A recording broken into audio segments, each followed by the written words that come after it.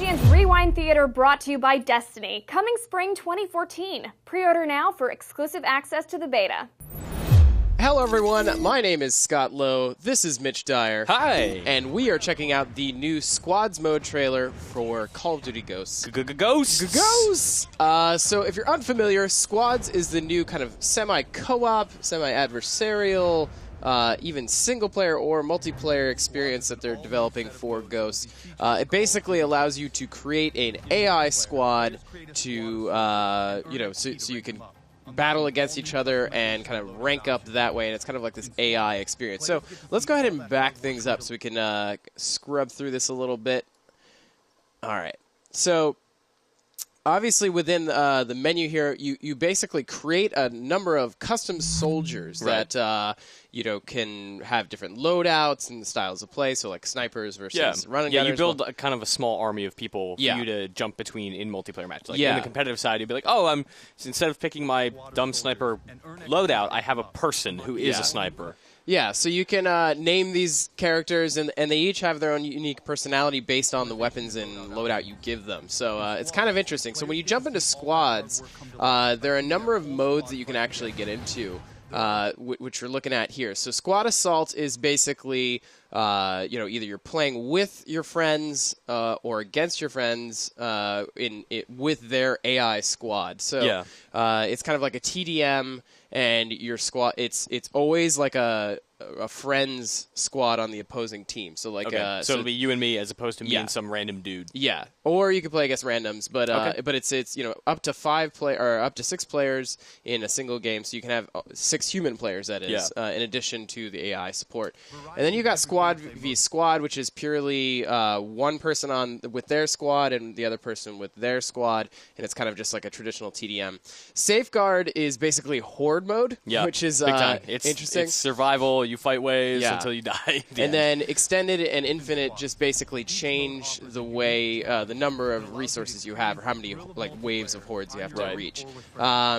So yeah, we could start things off with a War Game, which I think is coming up here. That's here, yeah. They're describing the War Game here. Yeah.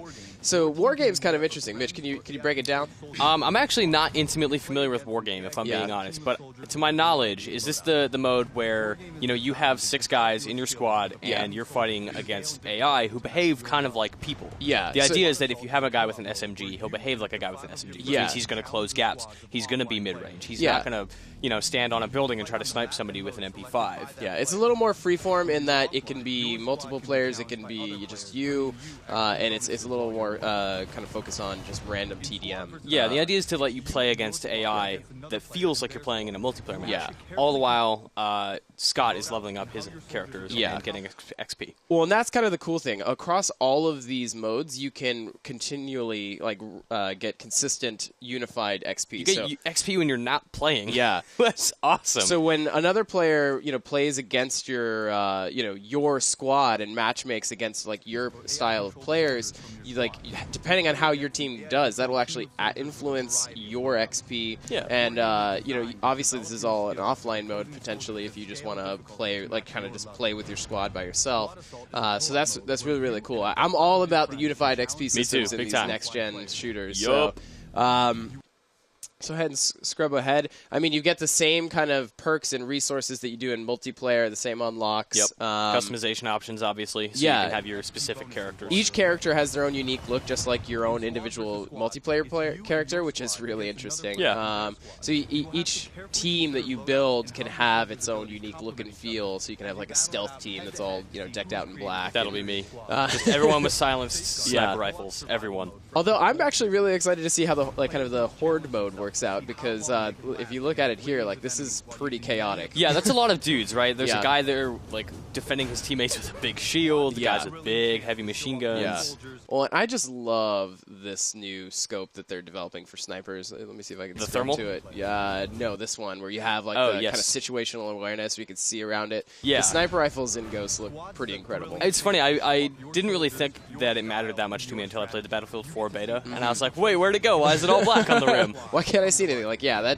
that's super handy. Of course, you get like obscured a little bit with blurring, but yeah. And here they're talking about how like each player will play differently based on the loadout you give them. Yes. And as you can see, you have the same perk system, so you can have your player have certain perks to make them faster, or engage in the same way that you would in traditional multiplayer. Yeah, I'm curious to see how it all shakes out. I want to try and build specific AI, or what I feel like would become specific AI behaviors based on the classes, and just see how they react. Yeah. It's funny though, right? Because you probably won't see that on account of you aren't playing against your people. Yeah.